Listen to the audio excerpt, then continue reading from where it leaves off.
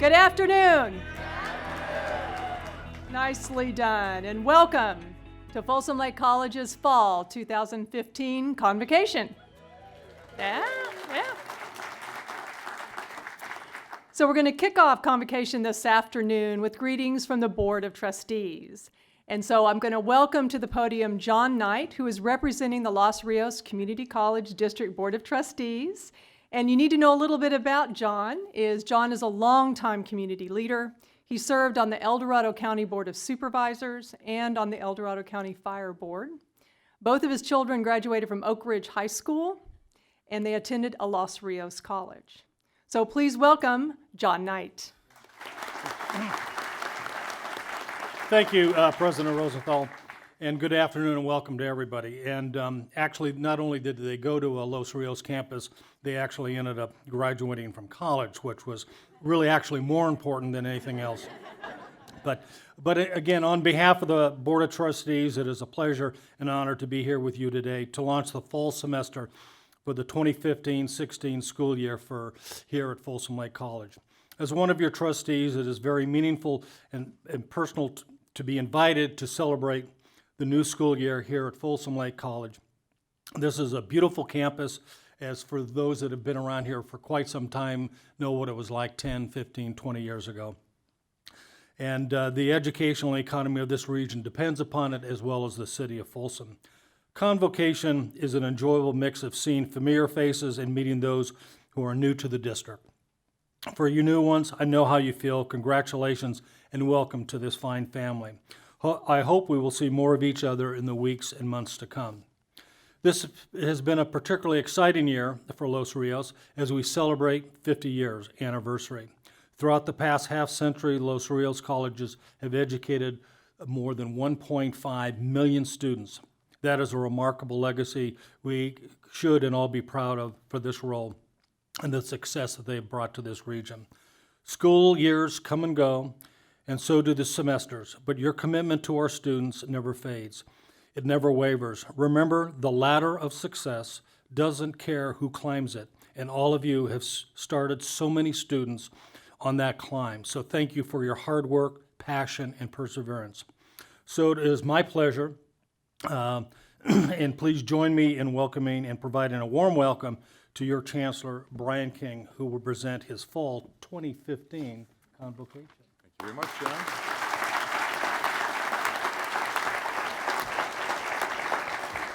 Good afternoon. How are things going? Great to be with you. This is such a wonderful venue to speak with you, where we have this intimacy and a chance to have a conversation for a little while.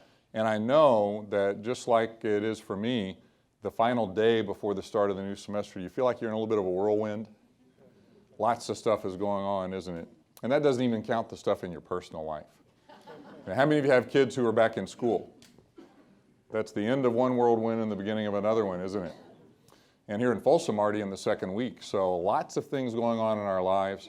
And we all have whirlwinds, both at home and at work. And what we want to talk about today is how to see beyond the whirlwind and focus on some of our wildly important goals. It takes a lot of discipline to do that. And technology theoretically helps lessen the whirlwind, right? Maybe not. How many of you have a smartphone with you? How many of you have it in your hand? Okay. A lot of you do. And there's evidence we may be addicted to our cell phones. Recent surveys said about 60% of people check their smartphone at least once an hour. How many of you admit that you do check your smartphone at least once an hour? How many of you are Googling this statistic to see if you can verify it? So we think about cell phones, it connects us, and as I look, I realize I want to take just a moment to introduce the colleagues from the district office staff who helped prepare the presentation and spend the day with me with Convocation. So if you'll just stand as I acknowledge you. Sue Lorimer, Vice Chancellor of Education and Technology. I don't want anybody else to feel bad. You know, Sue used to work here, so she has a fan club. Don't make Teresa Matista, our Vice Chancellor of Finance and Administration, feel bad. Teresa. Our General Counsel, J.P. Sherry. Vice Chancellor of Resource Development, Bab Sandine. Associate Vice Chancellor Jamie Nye. Our birthday boy for today is Mitchell Benson, celebrating a milestone birthday. Mitchell. And also, we're fortunate to have with us today our new CEO of the Community College League of California, Larry Galicio. Larry, nice to have you with us, too. Now, how many of you got back to your cell phone while I was making those introductions and took a look? How many of you have had your phone lost or stolen? How many of you? Okay. So I had my phone stolen a couple of weeks ago. Ooh, yeah, it's hard, isn't it? So busy day, and I was working late because our 16-year-old daughter was going to fly in at about 10 o'clock. So I thought I'll just work, and then finally I thought, well, I've been here long enough. I'll stop and I'll do a quick workout on the way to the airport. I did that, and when I went to take a fast shower, I didn't lock my locker. So what's the lesson so far? Don't work out. That's right. So the phone is gone, and how do you feel when your phone's missing? What do you think? How many of you are panicked when you can't find it? Desperate? Sick? Relieved? Anybody relieved when you can't find it? There's a little relief, and I found that when I didn't have the phone. But the immediate problem was I'm going to the airport to pick up a 16-year-old girl flying by herself, and I can't call her because my phone's been stolen. So I get to the airport, and as soon as I pick her up, I tell her the story, and she says, well, Dad, I've got to find my iPhone on my phone. So we logged in, and we found where the phone was, moving around the gym where it had been stolen, and then it stopped moving. So Celia says, what do you think my daughter says? Let's go find him. Does that sound like a good idea? Yeah. She's 5'4" and 110 pounds. So truthfully, she wouldn't be much help if we did find the thief. And being a good father, I take her home, then call the police, and they say, well, if you have an address, we'll meet you there. So I drive back in, and it stopped moving, and it's an older phone, the phone that was lost, so you couldn't turn it off. So the thieves are figuring at some point we're not able to disable it. So I get there, and as it turns out, there's not one, not two, but 3 police cars there. Now, my phone is not that important. But the address is the address of someone who had a long record of felony convictions. So the police were interested to see what was going on. So when I get there, they had me describe the car. I roll down the window, and the officer comes and says, do you have, let me see, we're fine that this is the right address. And then he says, now, they had already gone into the house. It was interesting to watch as I'm sitting there in the car. They knock on the door, they go in, they come back out, and he says, now will you hit that button that makes the sound? And you want to know what happens next? Yes. I'll tell you in just a few minutes. The whirlwinds all around us, though. Stuff like that is happening all the time in our lives. And finding a way to see beyond the whirlwind, even of the last few years, you think of the things we've been through as a district, where we're very proud, as we should be, of our bucket principle and allocating our resources for personnel. There just hasn't been a lot of money in the bucket lately. And the good news is, how many of you have more money in your account today than you did on Tuesday? So in a good budget year, we've been able to take care of our employees the way we want to. And John Knight's here on behalf of the board. Let's show John our appreciation to the board for their fiscal prudence and stewardship. Even in a good year, though, it feels like we have a lot of money, but we have to remember that there's caution on the horizon. At our spring convocation a few months ago, I talked about our liability, the costs we're going to have to pay for retirement in STRS and PERS. Anybody remember the number over a 5-year period on our ongoing operating costs? $16 million. So we are and should celebrate a good year in the budget, but also have to be aware of the reality that there are challenges ahead. Prop 30, which helped us in the worst years of the recession, parts of it are expiring, so we need to look at our revenue sources as we move forward. And one thing we're going to do this year is at each of our colleges have budget workshops. So how many of you have been with the district or the college 3 years or less? Okay, quite a few of you. How many of you are new this year? So we have a lot of people coming in, and it's really important that we help everyone understand the principles of budgeting that have allowed us to be a truly exceptional district. We don't want to lose that knowledge over time. California budget has those huge ups and downs, based very heavily on income tax revenues that vary wildly. We've been successful because our approach, while we still have ups and downs, we're more cautious in planning our budget. So we still have some ups and downs, but we don't have those huge shifts that happen at the state level. 3 quick reasons why our budget process works so well. We're always planning for the next downturn. We enjoy the good times and spend the money well, but we're aware that a recession is coming and we need to plan for it. It sounds awfully simple, but most districts don't follow this principle. We don't allocate and spend dollars until we have them in the bank. So many districts around the state feel the good feelings of the potential of money and spend it before it's here, and then when resources contract, they have to lay off staff and do other things that our district did not have to do in the Great Recession. And then the magic of our bucket approach in allocating resources for personnel. That a certain amount of money goes into what we call the bucket, and we have formulas for allocation for salaries. So a lot of organizations spend so much time arguing over compensation issues, and we have a system in place that is time-tested and very fair, so we're able to avoid some of those challenges. So the budget is one of those things. In good years, it's in the whirlwind. In bad years, it's in the whirlwind. It's always with us. But this year, I want to talk about one of our annual challenges and opportunities, access and enrollment.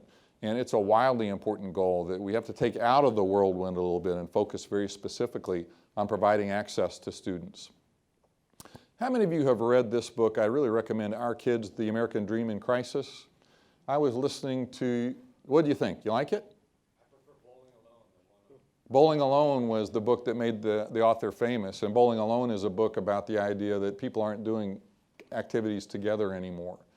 And Our Kids, The American Dream in Crisis is about this idea that the gap between the rich and the poor keeps getting wider, and he goes back to his time in high school, how almost anyone who was willing to work could have a middle-class life without a lot of education, and now that is no longer true.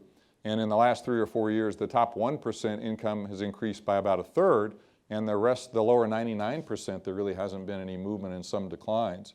So that really is why we do what we do and why we need to make sure that we provide access to as many students as we can, because we're on the front lines of closing that gap between the rich and the poor. So our goal is to serve students. That's what we do, and we want to provide access to our funded capacity.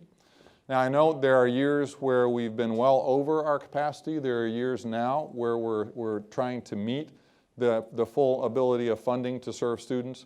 But really the broad goal every year is we want to serve as many students as we have resources to serve. So we have to be responsive and nimble when circumstances change from year to year.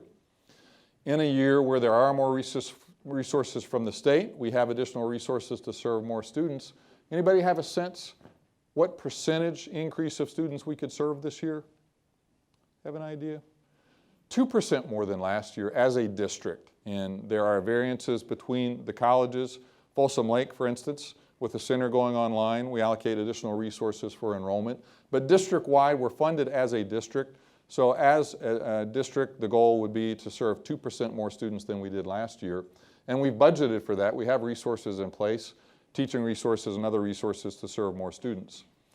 So in terms of providing more resources, what do you think it means in our budget to provide access to 2% more students?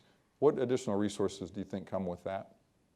It's about $5 million for a 2% increase. So our budget is large. 5% is not a tremendously huge percentage of our overall budget, but it is very significant.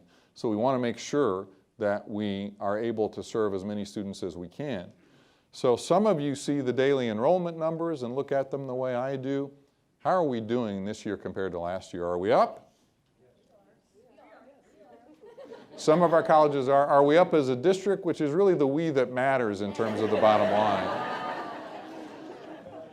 It's important to be looking at specific circumstances, but at the end of the day, what's happening district-wide determines the finances. So how are we doing this year compared to last year? We're down 0.1%, so I guess almost 0.2%. I'm glad that Teresa is helping with my math. So, rule 1 of holes, I say from time to time, is, what's the way to get out of a hole? Sometimes people say, I'm going to dig my way out of the hole. That makes the hole deeper. The first rule is to stop digging. So we're almost to the point where we're where we were last year. So that's positive, but that's not where we need to be. So the wildly important goal is that we're 2.2% behind where we are relative to the total access we could provide and the total funding available to us. So that two reasons why this matters. The most important is that students who need us are not here across the district and at each of the colleges. We have capacity to serve more students at all of our colleges with the schedule we have. And we leave resources on the table. If we don't provide access to as many students as we're funded to serve, there are resources that either go unallocated to any college or go to another college, and we want to make sure that we access those resources. And as I said, it's not a problem of not having adequate classes. If our classes were just filled to a normal capacity, we would achieve the access goal.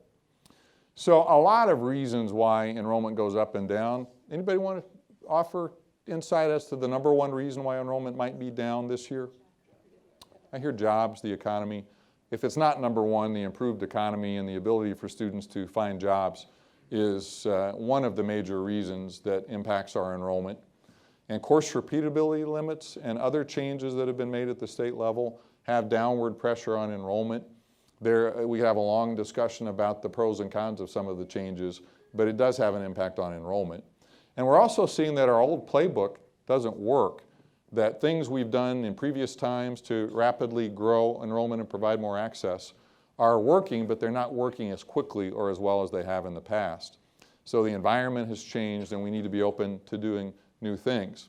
So August 6th wasn't the beginning of the discussion, but we did bring people from all over the 4 colleges together to spend a day talking about the access challenge. So when do you think my phone got stolen? August 5th in the wee hours of the morning. So again, the whirlwind intrudes even in the wildly important goal. So back to the house where I'm ready to push the button, and I did. And the good news is we found the phone. The bad news, I've got a picture of it, but I actually have the phone itself. So that's what it looks like now. So the good news is the data wasn't stolen, but the phone is useless. And when the beeping went off, it still worked, and it was actually in a tree. So the thieves, realizing they couldn't turn it off, stomped on it, threw it in a tree, and they probably had no idea that it would ever be found. So we talked about what do you do without a phone for a while. And the new iPhones are coming out soon, so I didn't want to rush and replace my phone. So my 16-year-old daughter had a friend who had an iPhone 4, I guess it is, that wasn't being used. So at least for now, I have a phone. So that's part of the whirlwind too. And now I know what the icon looks like for Tumblr and Instagram, so I'm learning a whole lot about how teenagers use their phones. So on August 6th, we spent the day talking about how to improve access and increase access and had representatives from all of the colleges and the district office. And as I said, it wasn't the beginning of the discussion, but a way to focus the discussion. And it's not a discussion that ended on August 6th. We want everyone here involved in talking about how to meet our access goals. And the focus was on that WIG, which is to get 2.2% more students enrolled than we have now, and also to develop a plan for implementation. And I think we all know planning is not easy, but actually putting a plan into action is much harder. So figuring out a way to implement a plan on a wildly important goal is essential. And 2 areas of focus for this WIG on access is increasing persistence. And think about that. It's obvious but not easy. We know how many students we're going to serve in the fall fairly soon in the next week or so. If we could just have more of those students continue to persist from the fall semester into the spring, that would make a lot of sense in increasing access and also the likelihood of students succeeding if they persist from semester to semester. And also we need to find those students who need us who haven't found us yet. So helping students who are here do better and persist, and finding new students whose lives will be changed by what we do. So that goal again, every year is providing access to our funded level of capacity. That number will change depending on what's going on in the state budget, but the focus remains the same. And the time we have to impact the 15-16 fiscal year is really not that long because our enrollment will be set in the next week or so for the most part for the fall semester. And then we have a fairly clear idea at the first census date when we turn in our enrollment numbers for the spring on February 1st. So for the first time, maybe in our district's history, one possibility that we have to plan for is stability funding. What that means is when a college or a district doesn't reach the baseline level of funding, you have 1 year where you're funded at that level, you're held harmless, so you have some time to build up that capacity for access in the next year. And we want to postpone being in stability for as long as we can, but it's possible on February 1st we'll look at the numbers and say, we worked hard, we did everything we can, but because of all these factors in the whirlwind, we need to reevaluate what our budget plan is for 2016-17. Our board, as all of you know, have been very focused on prudent fiscal choices and are holding a special board workshop on September 2nd, not to just talk about access and enrollment, but to talk about the overall budget process and how it works. And as we pivot towards strategic planning for the district and the completion of our last strategic plan, we need to think really hard about being strategic and making decisions about enrollment for the long term. So, two other big projects that have taken place in the last 5 years in our whirlwind: accreditation. Have you heard anything about accreditation?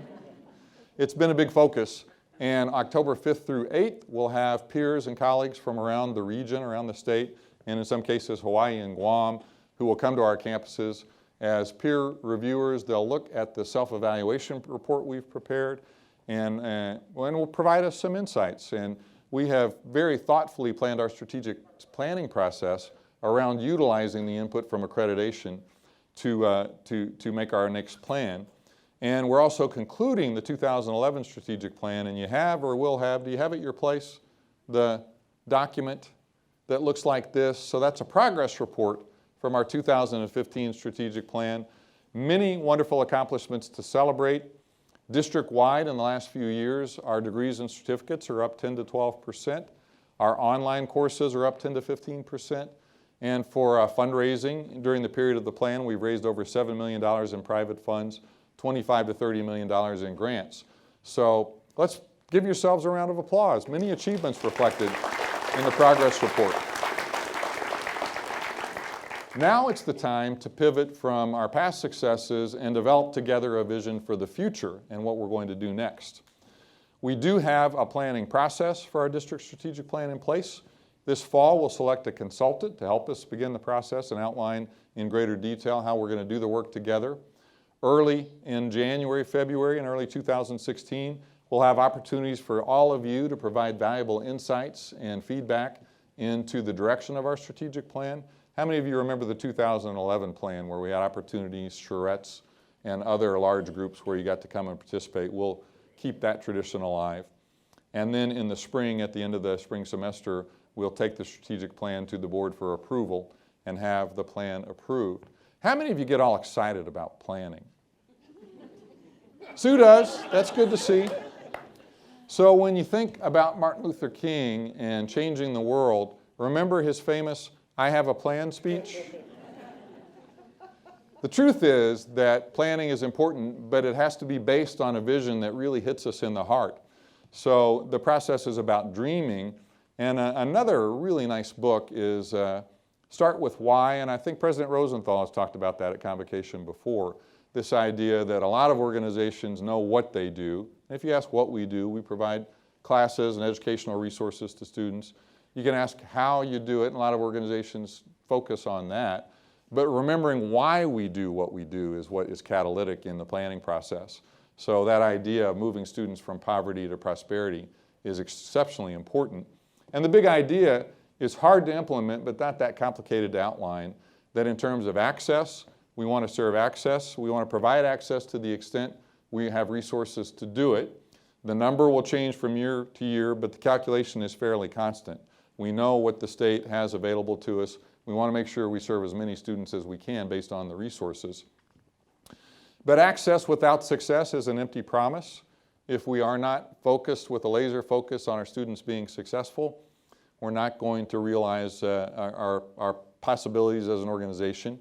And when we have access and success, we're providing the pathway to prosperity. So that's the why. We're changing our students' lives by serving them.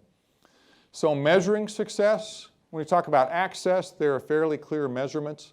For success, is it easy to measure student success? It can be very hard. And from a starting point, does it make sense that we ought to be thinking about what students say their goal is and whether or not they're achieving the goal they tell us they want to achieve? What do our students say they want to do? They want to get a job in some cases. They want to get a degree or certificate. They want to transfer. Our students have a lot of different goals. So when we start planning for what goals we want to achieve, we need to take a look at what our students are telling us they want to do and how effective we are in helping them achieve their goal. So completing the student's goal is what matters, and there are a lot of different goals. We're not going to talk about all of them today. We're going to talk about degree completion and start with our friends at Sacramento State University. The new president, Dr. Robert Nelson, is very focused on completion. How many of you have read an article or seen him talk about the completion goal for Sacramento State? Several of you have. So think for a second. The group of students that we're talking about at Sacramento State is first-time freshmen. So these are students who have enrolled for the first time, and their goal is to complete a baccalaureate degree. What percentage of first-time freshmen at Sac State do you think complete a baccalaureate degree in 4 years? What would you guess? 35? 20? 40? 25? 9% of Sacramento State students currently complete the baccalaureate degree in 4 years. And sharing this number is not to cast aspersions on our colleagues at Sacramento State. There are a lot of reasons why completion is hard. We could list a laundry list of reasons. The students are not prepared. They are economically working outside of college, so they're not able to complete on time. But Dr. Nelson is working on a graduation initiative where initially they want to go from 9 to 25 over a 4-year period. And I think it would be hard to argue that 9% is the finish line, right? So in hearing Dr. Nelson talk in his early weeks about this goal for Sacramento State, the question came into my mind, I wonder how our first-time freshmen do in degree and certificate completion. So again, this is not all of our students. This is students who have identified, they've checked the box when applying, that their goal is to earn a degree or a certificate. So it's not all of our students, and it's only first-time freshmen who have checked that box. So are you with me on who the cohort is? First-time freshmen, they've told us what they want to do is get a degree or certificate. So transfer students, students who have identified another goal are not in this number. So what do you think our percentage is? And we know that 2 years is very difficult. The benchmark we used as a comparison of some sort was 6-year completion for degrees or certificates. So first-time freshmen, 6-year window, they tell us their goal is a certificate or a degree. What do you think our number looks like as a district? 12% of our students receive a degree or certificate in 6 years. Now that doesn't mean we're not improving, and we already talked about the fact that we've substantially increased the number of degrees, but when we're looking at a goal for improvement, first thing we have to do is be really honest about where we are. And this sort of discussion doesn't answer the question. It really begins the discussion about how do we define what, in this case, degree and certificate completion looks like, what's the right cohort to measure, and where do we want to be? So the question on that topic would be, what's our wildly important goal to improve degree and certificate completion? Don't have the answer today. That's the type of thing we need to be doing together in our strategic planning process. Identify what's the appropriate goal, how do we measure where we are, and where do we want to be. So a meaningful goal, when you think about the elements, X to Y by Z. So X is where we are, Y is where we want to be, and Z is when we want to be there. Make sense? If you don't have all 3 elements, you're probably not going to get where you need to be. So how many of you, like me, would like to lose some weight? How many of you have ever been on a diet to lose weight sometime in your life? That's most of us. If I say, I think I'm going to lose some weight, how's that going to work as far as actually losing weight? I want to lose some weight sometime. You know, I might accidentally lose weight. Maybe I get sick. You know, there's no plan. But if I have a very definite goal, so I'll give you a really personal example. October 22nd will be my annual physical. What I don't want to hear is, you're doing okay, but it'd be nice if you lost 5 pounds. So October 22nd is the Z, that's the by when. Now, true confession, I had to change the first number, my X, because I wanted to be honest, and I weighed, and I had to bump it up a couple of pounds. So 214 was where I was on the scale, 12:30 a.m. Wednesday night. So to get to the 5-pound goal, I would be at 209 by October 22nd. Make sense? As far as an X to Y by Z goal? Now I know you will, so I'll tell you it's okay. If you want to email me on the 23rd and say, did you make it or not? And I'll tell you the truth. To achieve the wildly important goals, we need good tools. And the weight loss example is a good one. Weight's not the only measure of health, is it? May not even be a particularly good one, but it is somewhat indicative of your overall health.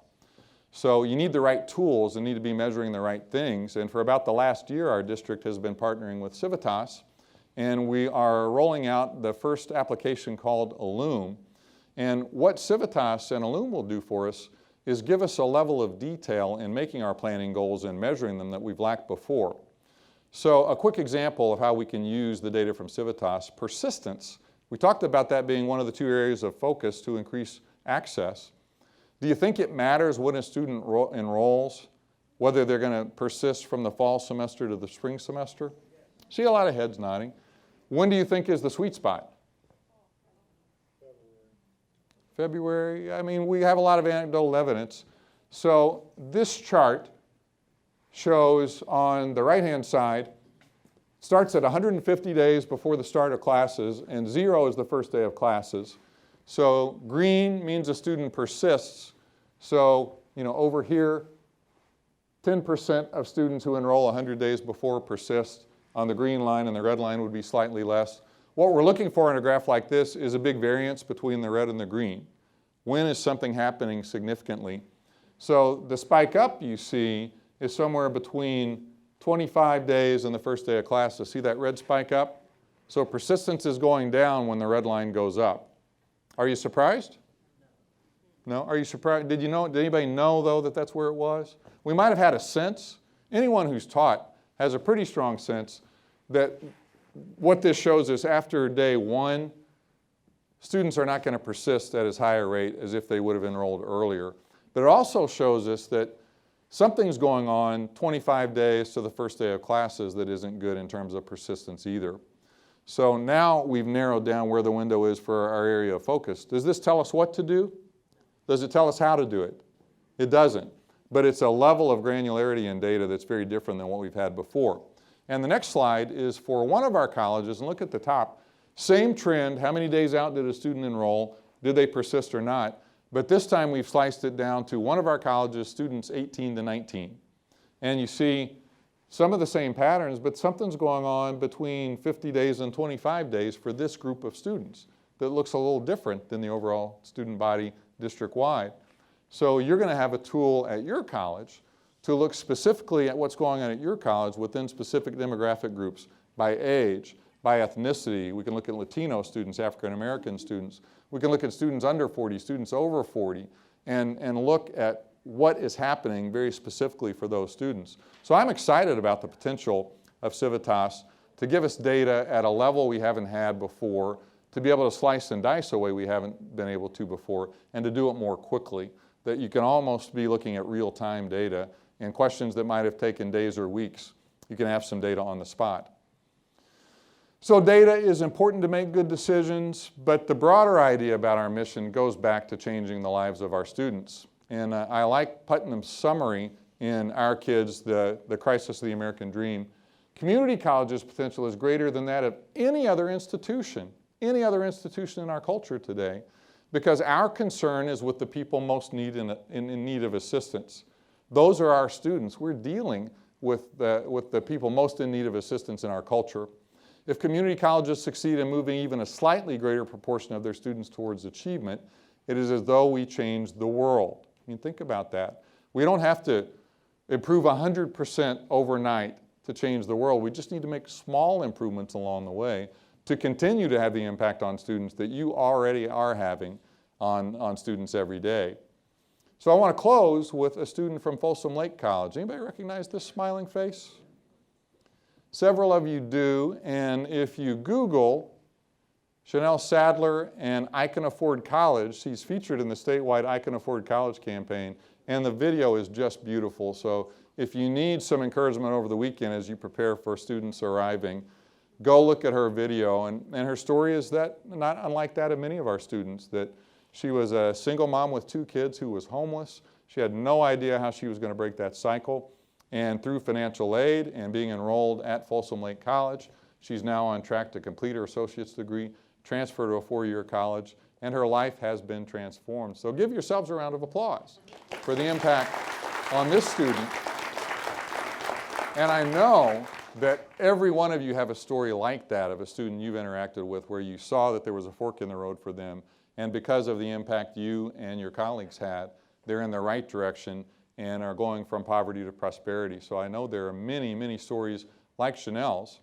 And we have 50 years of student success stories as a district. Los Rios is now in its 50th year. We're celebrating a 50th anniversary. And I want you to mark October 23rd on your calendar. Now, earlier, all of you acknowledged that you have some money you didn't have before, right? Here is a great way to spend just a little bit of that money you didn't have before. For the first time in our district's history, we're going to have an honors and awards gala, and we're going to honor outstanding alumni from all 4 of our colleges. We're going to honor outstanding philanthropists, so people who have been very generous in giving.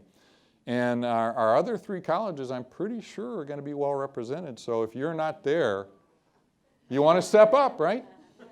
So that's going to be a wonderful opportunity to celebrate all the many success stories and spend some time together as a district. And at the same time, we'll be looking at our strategic plan. So I think the validation of seeing all the good work already done will be very powerful. So it's always a pleasure to spend some time with you. And I know that there are things that I'd like to hear from you, need to hear from you. So please feel free to shoot me an email anytime. If you have a great student success story that you'd love to share, I'd love to hear that. Or if there's something that I've said that you think there's a better way I could say it, I always like to hear that too, because in this setting we don't have a chance for a lot of dialogue, but I want that dialogue to continue throughout this semester.